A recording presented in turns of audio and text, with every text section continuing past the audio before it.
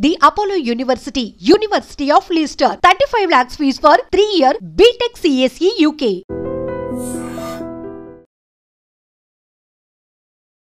కాసేపట్లో గమ్యానికి చేరుకోబోతున్న ఆ ముగ్గురు యువకులను అంతలోనే మృత్యువు కాటేసింది.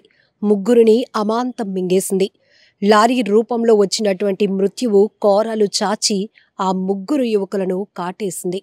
పార్వతీపురం మన్యం జిల్లా కొరిసేల గ్రామంలో తీవ్ర విషాదం చోటు చేసుకుంది.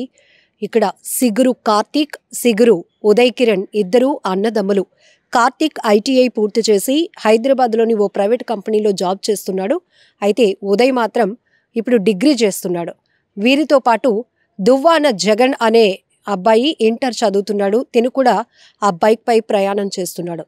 కొమరాడ పంచాయతీ సమీపంలోని తహసీల్దార్ కార్యాలయానికి దగ్గరగా ఉన్నటువంటి ఒక ప్రాంతంలో వీరు ప్రయాణిస్తున్నటువంటి బైక్ను వెనుక నుంచి ఒడిశా నుంచి వస్తున్నటువంటి లారీ అతి వేగంగా వచ్చి ఢీకొనటంతో ఒక్కసారిగా ముగ్గురు యువకులు కూడా బైక్ పై నుంచి కింద చెల్లాచెదురుగా పడిపోయారు. బలమైన గాయాలయ్యాయి.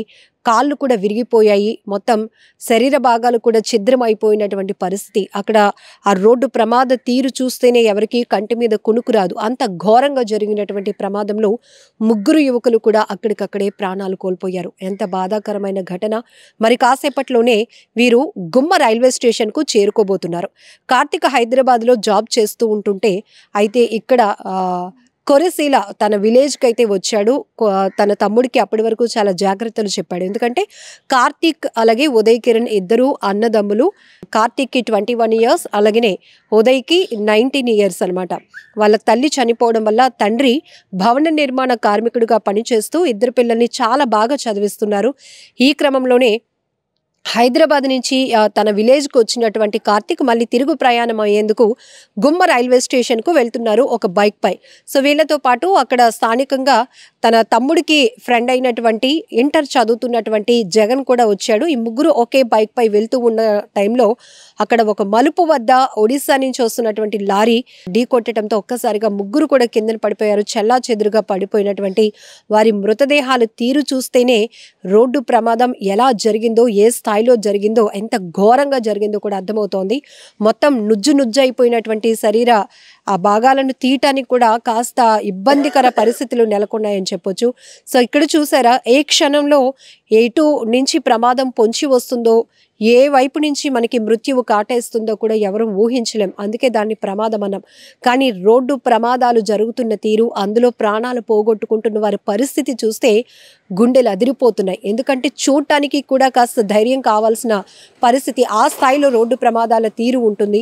ఇక్కడ ఒకే గ్రామానికి చెందినటువంటి ముగ్గురు యువకులు ఈ రోడ్డు ప్రమాదంలో ప్రాణాలు పోగొట్టుకోవడంతో ఆ గ్రామంలో తీవ్ర విషాద ఛాయలు అలుముకున్నాయి.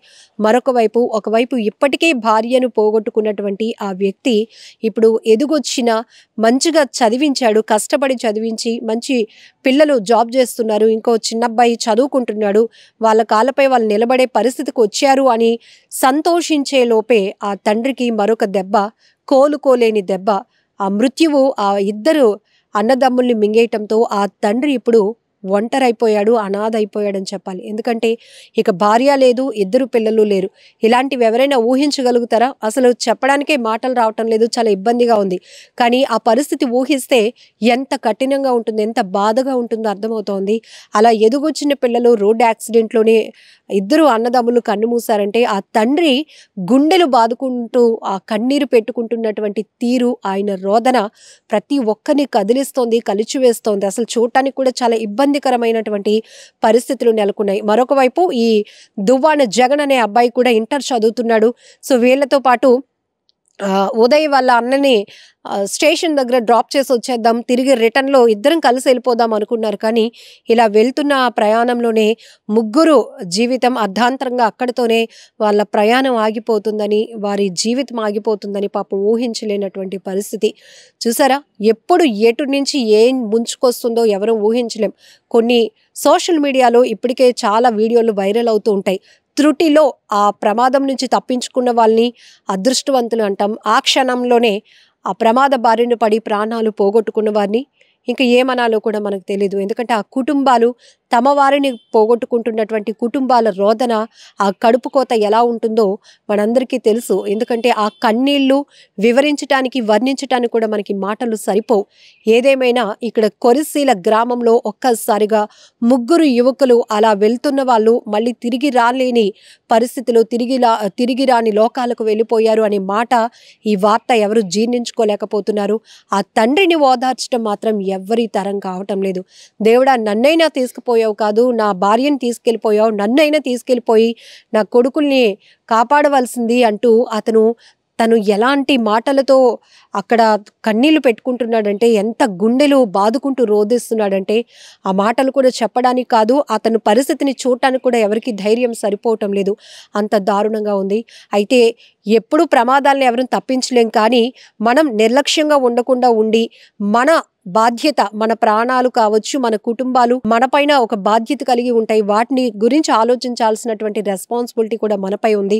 సో ఎప్పుడు ఎవరు తప్పిదం ఉన్నా లేకపోయినా, అసలు ప్రమేయం లేకుండా కూడా కొంతమంది ప్రాణాలు పోగొట్టుకుంటున్నారు అంటే ఇంకా ఏ పరిస్థితిలో సొసైటీలో ప్రమాదాల తీరు ఉంటుందో కూడా మనం అర్థం చేసుకోవచ్చు.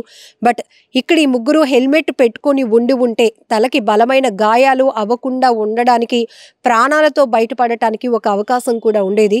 ఇప్పటికే పోలీసులు చెప్తా ఉన్నారు, ట్రిపుల్ రైడింగ్స్ కానీ హెల్మెట్ లేని ప్రయాణాలు కూడా కరెక్ట్ కాదు, అతి వేగం కూడా చాలా ప్రమాదం. ఒక్కసారి మీ ప్రాణాల కోసం, మీ కుటుంబ సభ్యుల కోసం ఆలోచించుకోవాల్సింది కూడా మీరే. ఏదో పోలీసులు ఉన్నారు, ఆ ఎదురుగా కేసులు రాసేస్తున్నారు, వాళ్ళ నుంచి స్కిప్ అయిపోవాలి అనే భయంతో మీరు ఇలాంటివి చేయకండి. మీకోసం మీరు ట్రాఫిక్ రూల్స్ని పాటించండి అంటూ చెప్తున్నారు. మరొక వైపు ప్రజల నుంచి కూడా పోలీసులు అస్తమాను ఈ కేసులు రాసే పనిలోనే పూర్తిగా తమ ఎఫర్ట్స్ పెట్టకుండా, ఎక్కడైతే మలుపుల వద్ద ప్రమాదాలు జరుగుతున్నటువంటి పరిస్థితులు ఉన్నాయో, యాక్సిడెంట్ జోన్స్ ఉంటున్నాయో, వాటిని స్పెసిఫిక్గా ఐడెంటిఫై చేసి అక్కడ హెచ్చరిక బోర్డులు కానీ, ఇక్కడ స్పీడ్ లిమిట్ బోర్డ్స్ కానీ, లేకపోతే ఎక్కడికక్కడే ఇంకా ప్రజలకు ఎప్పటికప్పుడు అవేర్నెస్ కల్పిస్తూ ఉన్నా కూడా ఇప్పటికీ కూడా కొంతమంది హెల్మెట్ లేని ప్రయాణాలు చేస్తూ ఉన్నారు. అలానే సీట్ బెల్ట్ పెట్టుకోకుండా ఇలా చాలా నిర్లక్ష్యపు డ్రైవింగ్ వల్ల కూడా ప్రమాదాల బారిన పడి ప్రాణాలు పోగొట్టుకున్న వారు ఉంటున్నారు. కాబట్టి ఈ అవేర్నెస్ దానిపైన కూడా ఎక్కువగా ఫోకస్ చేయాల్సిన అవసరం ఉందని ప్రజలు కూడా కోరుతున్నారు. ఎందుకంటే ఈ 1000-2000 చలాన్లు రాసేస్తున్నారు అనే భయంతో, వాళ్ళ నుంచి తప్పించుకోవాలనే భయంతో కొంతమంది అతివేగంతో కూడా ప్రయాణాలు చేస్తున్నారు అనేది ప్రజల వర్షన్. ఏదేమైనా కూడా రోడ్డు ప్రమాదాలు ఆగాలి అంటే ఇటు ప్రభుత్వాలు, పోలీసు వ్యవస్థ ఎంత కఠినంగా వ్యవహరిస్తున్నారో, ఎంత బాధ్యతగా తీసుకుంటున్నారో, మన ప్రాణాల బాధ్యత మంది కాబట్టి ప్రజలు కూడా అంతే అప్రమత్తంగా ఉండాల్సినటువంటి అవసరం కూడా ఉంది. నిజంగా ప్రస్తుతం ఉన్నటువంటి సమాజం దేనికి ప్రయారిటీ ఇస్తుంది? ఆర్థిక సంబంధాల చుట్టూ మాత్రమే తిరుగుతుంది. మళ్ళీ ఎన్నికలంగానే చాలా విరక్తి కలుగుతాం. మంచి అనిపిస్తుంది కదా, లేడీస్ కూడా ఛాలెంజింగ్ జాబ్స్ చేసినప్పుడు చాలా బాగుంటది. ట్రాఫిక్ అసిస్టెంట్స్ గా నియమించిన ట్రాన్స్జెండర్స్ అందరితో సాల్యూట్ చేయించుకుంటున్నారు. ఫుడ్ డెలివరీ ఇవ్వటానికి వెళ్ళినటువంటి డెలివరీ బాయ్ అనిల్ పై కళ్ళ ముందు పెళ్ళండి